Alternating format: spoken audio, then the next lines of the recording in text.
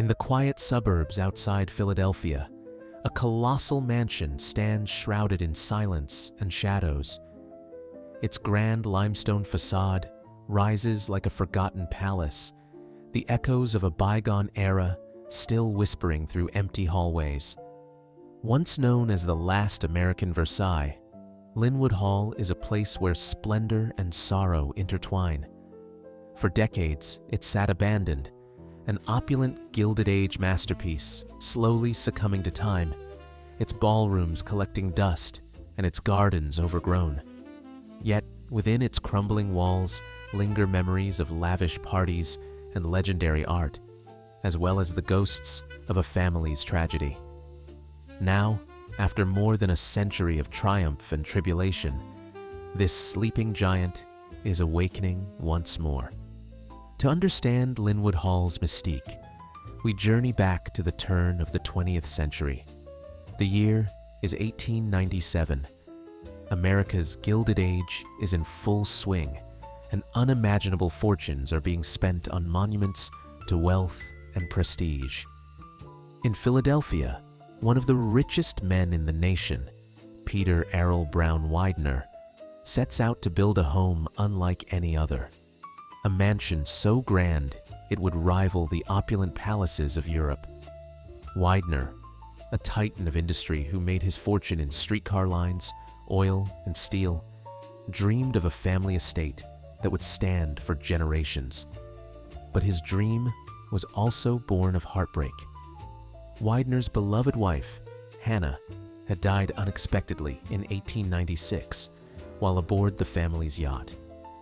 In the throes of grief, Peter Widener decided to leave their Philadelphia townhouse, which he later donated to the city as a library in Hannah's memory, and pour his energy into creating a new country estate for himself and his children.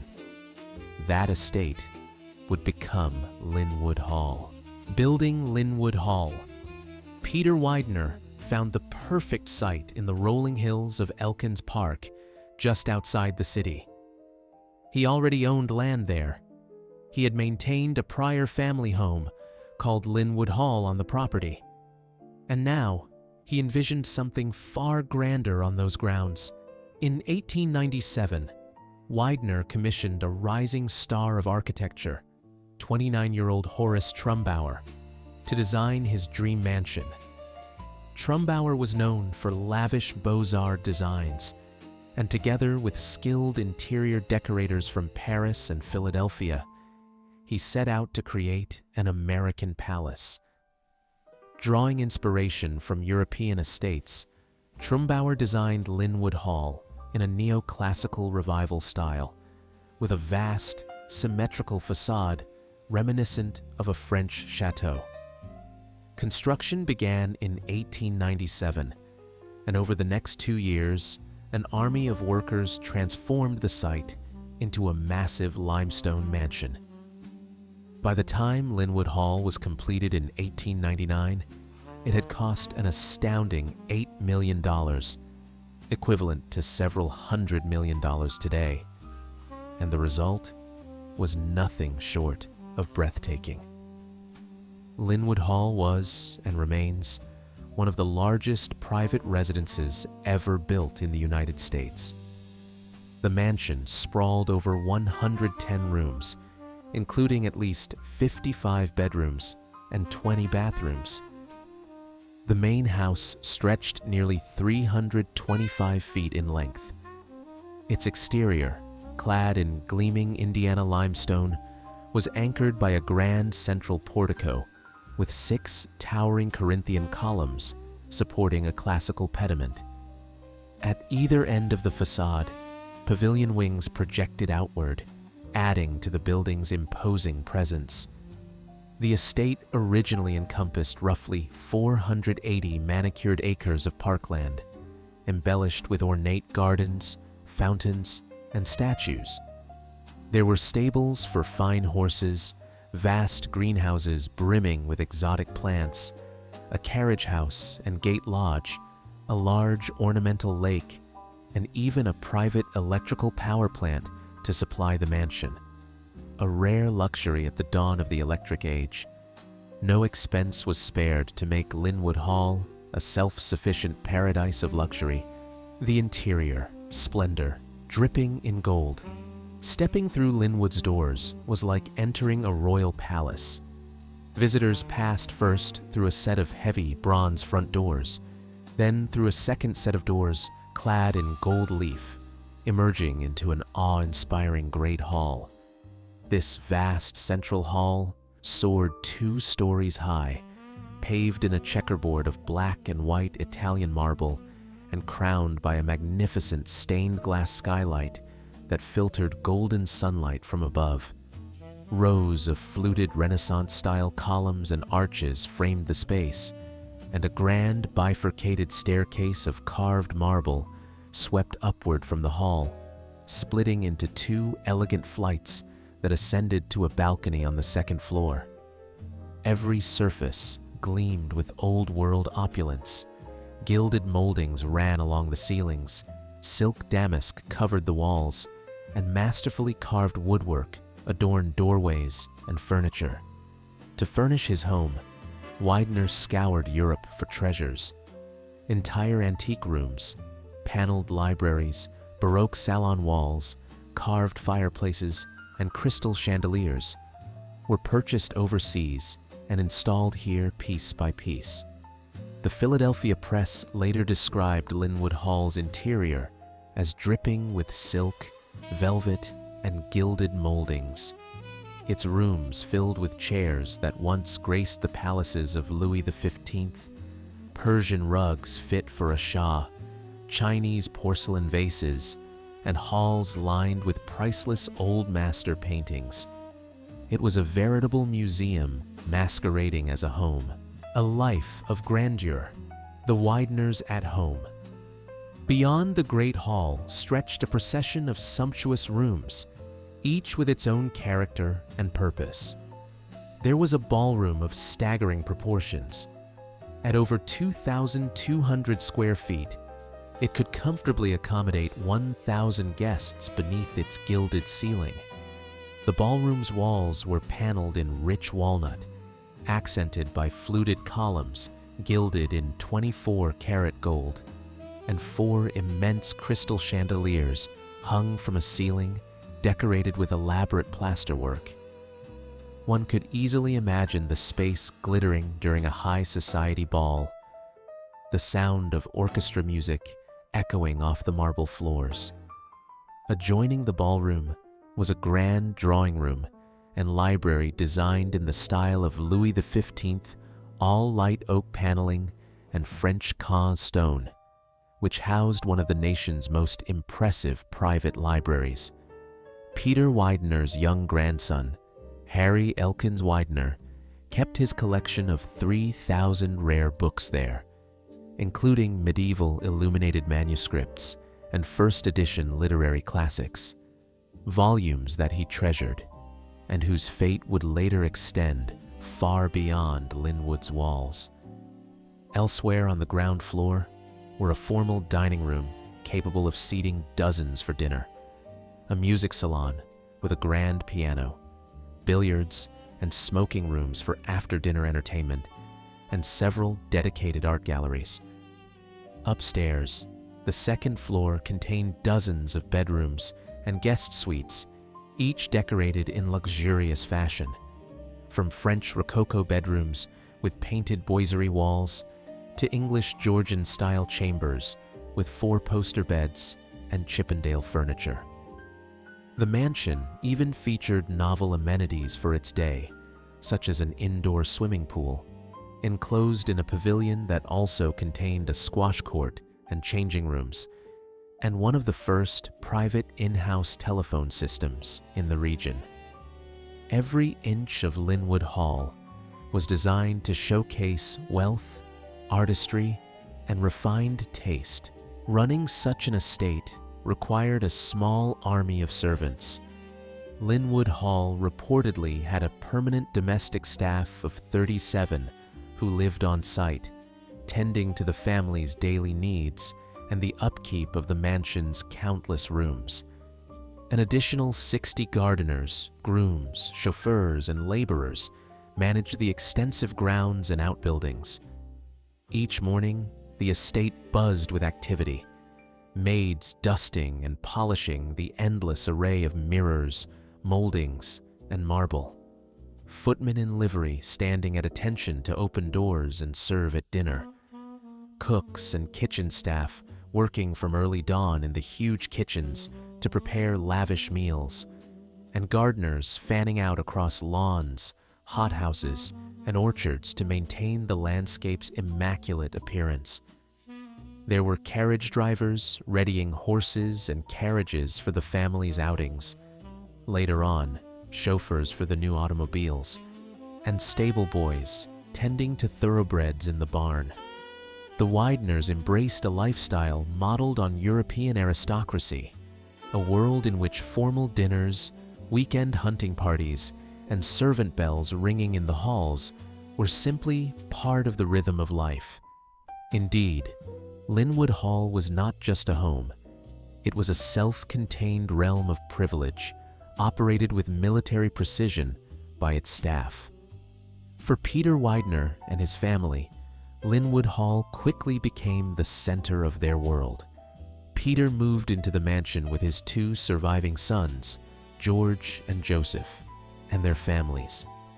The estate was intended as a dynastic seat, where multiple generations would live under one splendid roof. High society soon flocked to Lynwood Hall's doors. The Wideners hosted extravagant parties, balls, and musicales that drew the East Coast elite to Elkins Park. On December 19, 1899, even before the mansion was fully finished, Peter threw an inaugural gala in his new home. 400 guests, the cream of Philadelphia and New York society, wandered awestruck through the glittering rooms as the New York Symphony Orchestra played and famed opera soprano Johanna Gatsky's voice soared in the ballroom. It was the first of many grand events. Over the following years, dignitaries and magnates from around the country and overseas visited Lynwood Hall. It's said that titans of the age, such as William Kissam Vanderbilt, industrialist Harvey Samuel Firestone, and other illustrious figures, were entertained there as dinner or weekend guests. For a time, Lynwood Hall truly was an epicenter of opulence, a private Versailles where every day could feel like a scene from the Gilded Age's grand pageant, the Titanic tragedy. Yet amid all the grandeur, fate had darker plans for the Widener family. By the early 1910s, Peter Widener was advancing in years, and his eldest son, George, had become a prominent society figure in his own right. George Dunton Widener was married to a lovely young socialite, Eleanor Elkins Widener, no relation before marriage, despite the shared surname. And together, they had two children, Harry and Eleanor. The extended family spent much of their time at Lynwood Hall, and Peter envisioned his legacy carrying on through George's line. In fact, a lavish wedding was being planned at Lynwood Hall for Peter's granddaughter, George's sister, also named Eleanor, in the spring of 1912. But destiny intervened in a way no one could have foreseen. The Widener name was about to become forever linked with a tragedy at sea that shook the world. In April 1912, George and Eleanor Widener and their 27-year-old son Harry were traveling in Europe. To return home to America, they booked first-class passage on the brand new ocean liner everyone was talking about, the RMS Titanic. This was no ordinary voyage. Titanic was the largest, most luxurious ship afloat at the time, and its maiden voyage was a highly anticipated event among the wealthy and fashionable. Peter Widener, with his considerable investments in the International Mercantile Marine, the company that owned Titanic's White Star Line, had close ties to the ship's operators, and his son, George, was treated like royalty aboard. During the voyage, George Widener even hosted a lavish dinner party in Titanic's first-class dining saloon, reportedly in honor of Captain Edward J. Smith. The finest wines were poured, and the Widener family mingled with aristocrats, business moguls, and celebrities aboard the glittering new ship, never suspecting the doom that lay ahead in the icy waters of the North Atlantic. On the night of April 14th, 1912, the unthinkable happened. Titanic struck an iceberg in the cold North Atlantic. In the early hours of April 15th, the great ship foundered and sank, and with it, more than 1,500 souls were lost. Among those who perished were George Dunton Widener and his son, Harry. In the chaos of the sinking, George reportedly helped his wife Eleanor and others into a lifeboat, ensuring their survival. Eleanor and a handful of first-class passengers were rescued. However, George and Harry never made it off the ship. The news of the Titanic's sinking sent shockwaves across the globe and plunged the Widener family into profound mourning. Back at Lynwood Hall, joyful preparations for young Eleanor's upcoming wedding were abruptly halted. Instead of a grand celebration, the marriage was a subdued, quiet ceremony held in the shadow of grief. The halls of Lynwood, once bright with music and laughter, were now hushed with sorrow. Eleanor Widener, who survived the disaster, later poured her grief into a lasting tribute. She donated Harry's precious book collection to Harvard University and funded a grand library building in his name. The Harry Elkins Widener Memorial Library, completed in 1915, ensured that her son's love of literature would be preserved forever at the heart of Harvard's campus. But even that act of memorial could not erase the pain etched into Lynwood Hall. For family patriarch Peter Widener, the loss of his eldest son and beloved grandson was devastating. Already in frail health, Peter spent his final years in a house that must have felt suddenly emptier despite all its gilded splendor. He withdrew from much of public life, tending quietly to his business affairs and finding solace in his art collection and his faith. On November 6, 1915, Peter A.B. Widener died at Lynwood Hall at the age of 80. Some said he died of a broken heart. His obituary in the newspapers recounted his rise from humble beginnings and his vast fortune and philanthropy. But it also noted the string of tragedies that darkened his last years. With Peter's death, an era ended at Lynwood Hall. The mansion he had built as a grand family legacy now passed to his only surviving child, his younger son, Joseph. The legacy continues. Joseph E. Widener had been involved in the family estate from the beginning, and in 1915, he inherited Lynwood Hall along with the responsibility that came with it. He also inherited a staggering fortune, an estimated $60 million, an almost unimaginable sum at that time, equivalent to several billion dollars today. Joseph was a cultured and public-spirited man, very much his father's son when it came to a passion for art and horse breeding and the finer things in life. He moved into Lynwood Hall with his wife, Ella, and their 2 children. Determined to honor his father's legacy, Joseph maintained the house in all its glory and continued the traditions of hospitality and philanthropy that the Wideners were known for. In fact, Joseph soon set about updating and refining the estate. In 1916, he hired renowned French landscape architect Jacques Greber to redesign Lynwood Hall's formal gardens in an elegant French style.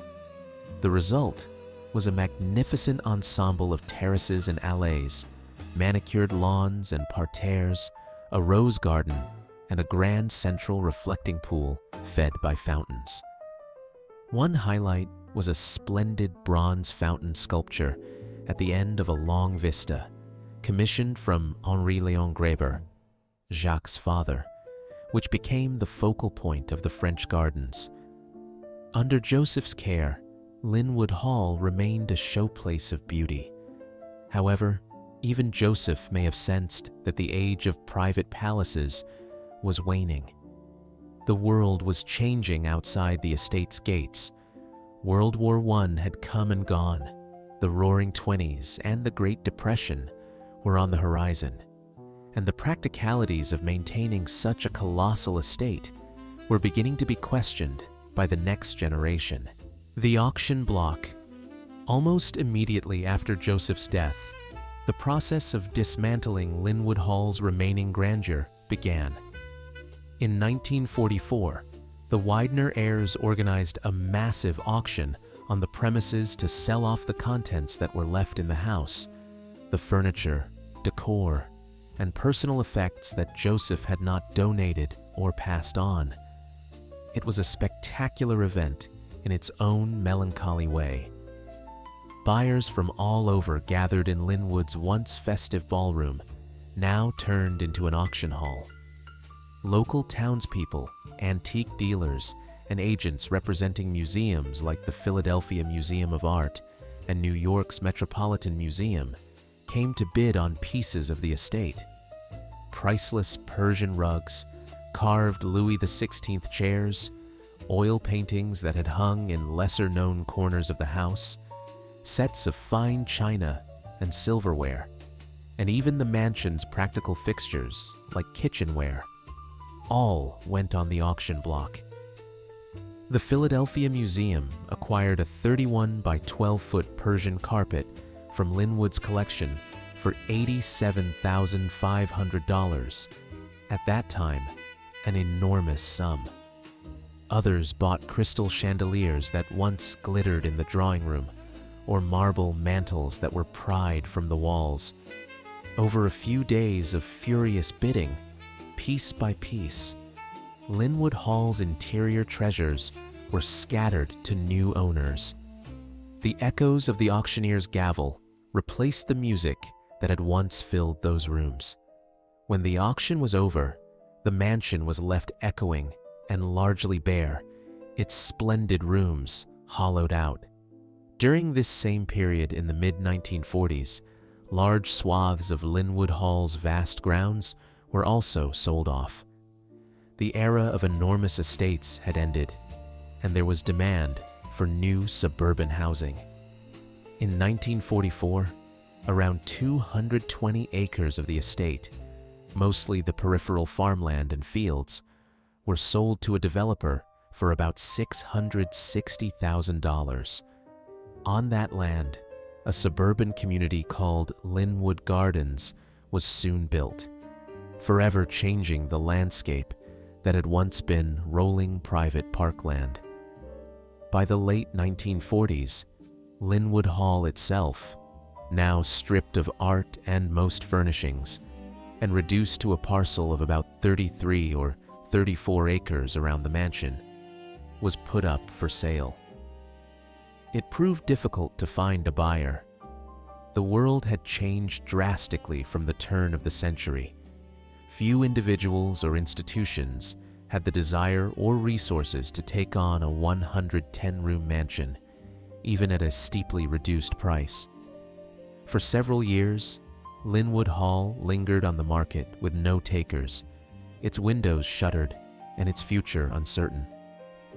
Finally, in 1948, the near-abandoned mansion did change hands, albeit under far from glamorous circumstances.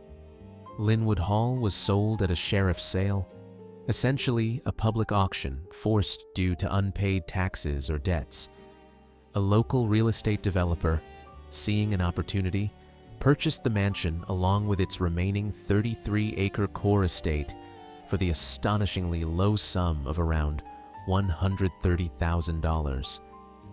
This bargain basement price, roughly equivalent to only $1.7 million today, was a dramatic fall from grace for a property that had once cost millions to build. The developer's intentions were not to live in Lynwood Hall, but presumably to resell or repurpose it. However, he found that flipping such a unique property was not easy. Maintaining the immense building with no resident family and no clear use proved impractical. The developer marketed the estate, hoping perhaps a wealthy buyer or an institution, like a school or hospital, might be interested. But no suitable new owner emerged. For a few more years, Lynwood Hall sat in limbo, its elegant rooms gathering dust and its gardens growing wild, the great house awaiting an uncertain fate. The loss of beauty. Lynwood Hall continued to decline during the seminary years. Faith. Theological seminary struggled financially, and maintaining a 110-room mansion was impossible. To cut costs, the seminary removed and sold valuable architectural elements: walnut paneling, marble mantels, bronze fixtures, and even parts of the gardens, including the Graber fountain, which later resurfaced at a 2006 auction. By the 1970s to 80s, many rooms were empty, closed off, or severely damaged from leaking roofs and outdated systems. The mansion's structure survived, but its grandeur faded. The seminary eventually faced its own problems and left the estate.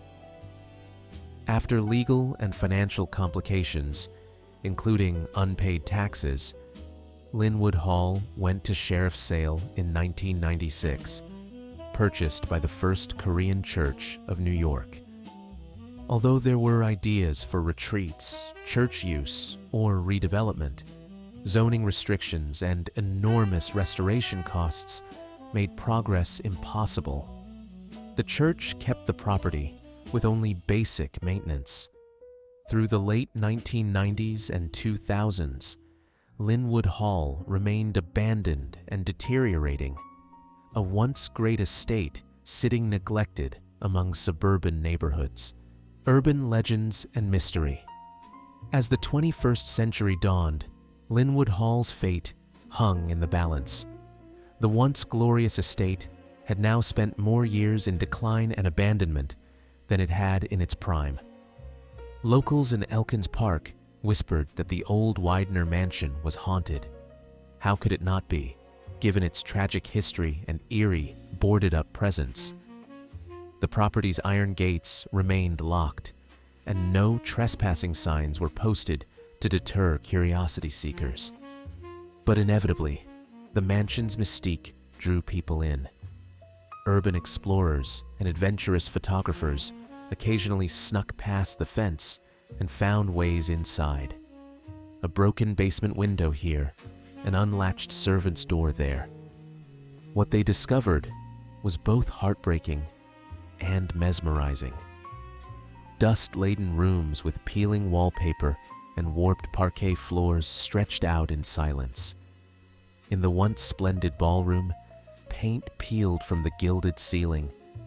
But when afternoon sunlight streamed through the tall windows, it still illuminated the space with a ghostly beauty. Dust motes dancing in the beams of light. The grand indoor swimming pool, empty of water, lay in ruins with tiles cracking and vines creeping in from broken windows. Hallways that had once bustled with servants and guests were now dim and strewn with fallen plaster, leading to dozens of empty bedrooms where pieces of plaster ceiling and faded drapery lay on the floor.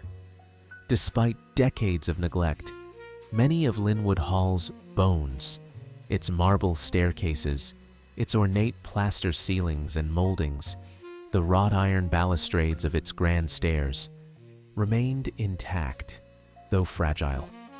In some rooms, forgotten relics of the past lay scattered. An old leather suitcase here, a cracked mirror there, a monogrammed china plate covered in dust, as if the ghosts of former residents had only just left. Explorers even discovered hidden spaces. One concealed chamber, tucked behind the butler's pantry and wedged between floors, held a wall of small safes lined in blue velvet. A secret vault not marked on any floor plan, where the Wideners likely locked away their most precious jewels and documents. Each new discovery added to the legend of Lynwood Hall as a place frozen in time, simultaneously majestic and mournful. One intrepid explorer, photographer Leland Kent, documented the mansion extensively in the late 2000s for his blog, Abandoned Southeast, bringing wider attention to Lynwood's plight. In the bowels of the building, Kent made an especially intriguing find: a mysterious underground tunnel system. Deep in the basement, behind a heavy steel door, he found a passageway that stretched into darkness. Venturing a short distance with a flashlight, he realized the tunnel branched off in multiple directions. It seemed to run on and on beneath the estate.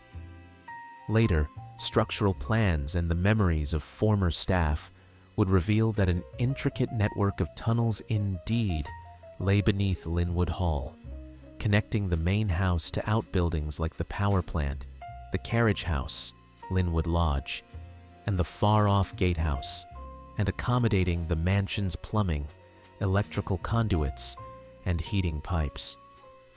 One tunnel even provided a concealed route likely used by servants to move unseen between the house and the kitchens or service buildings. In the era of abandonment, however, these tunnels only fueled the aura of mystery around the estate. They were dark, debris-strewn, and waterlogged in places, clearly untouched for decades. Kent's photographs of the tunnel, with its brick-lined walls receding into darkness, captured imaginations and reinforced the sense that Lynwood Hall still held secrets in its depths. Legacy of a Palace. Lynwood Hall's saga is a poignant reflection of American history. The soaring highs and devastating lows of fortune, the impermanence of even the grandest edifices, and the enduring power of legacy. This mansion has been many things: a family sanctuary and showplace, a stage for high society's glittering dances, a site of unimaginable personal tragedy, an educational institution, a crumbling curiosity, and now a phoenix rising from the ashes of neglect. The nickname, the last American Versailles, speaks to its extraordinary grandeur and the era it encapsulates, an era of opulence that will likely never be seen again on American shores. Few, if any, estates of such scale and ambition will ever be built anew. That makes preserving Lynwood Hall not just a local concern, but a national one. It is a living artifact of the American Gilded Age, as important in its way as any painting or piece of literature from that time. Walking through its halls today, one can almost sense the spirits of Peter Widener and his family looking on, perhaps astonished that the world they knew has so long vanished, yet surely pleased to see their home filled with light, artistry, and purpose once more.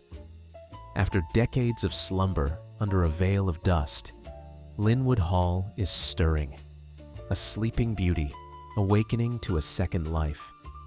Its gilded halls, once destined for oblivion, will soon open to new generations of visitors.